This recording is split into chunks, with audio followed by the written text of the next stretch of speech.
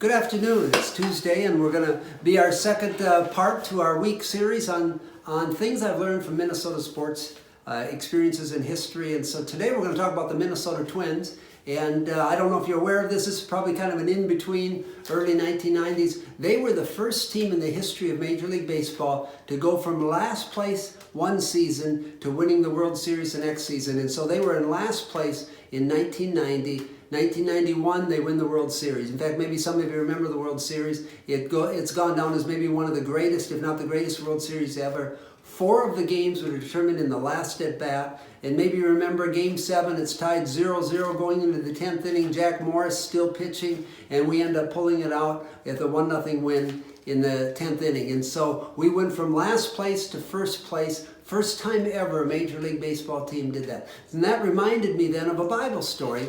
Maybe you're familiar with the story of Joseph. Joseph had been called by God, faithfully followed God, but he got sold into slavery, and then he gets pulled into slavery. He's following the Lord, faithful, but he gets misinterpreted. Something's done. He gets thrown in the dungeon. So he's in the dungeon. He's in prison.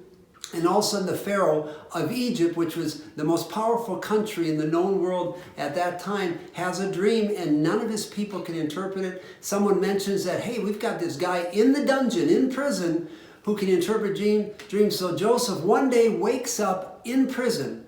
He gets summons to Pharaoh's palace, and he's asked, can you interpret it? He says, well, no, I can't, but God can, and God's Spirit will help me. So he interprets a dream, and then Pharaoh says, can I find anybody as wise as this man? And of course the answer was no. So Pharaoh takes him and places him second in command only under his leadership, but entrusts him to make all the decisions for Egypt. So we have God who then has orchestrated all of this. But one day he takes the man Joseph from the prison to the palace in one day. What does that say to you and I? Well, what that says is we follow a God who can do the impossible, can change our lives and our situations in a moment of time. And so I want to encourage you, no matter how you're feeling or thinking or what you see your life at today, continue to faithfully follow Jesus Christ. Do what he's called you to do. Just like Joseph, he was faithful in prison. He was faithful to honor the Lord and do what he could do. And one day he went from that place, the prison, to the palace. So you never know. Today could be your day. God could change your situations, your circumstances. Continue to keep your eyes on him. God is faithful, and at just the right time, he's going to get you just where he wants you to be. God bless you. Have a great day.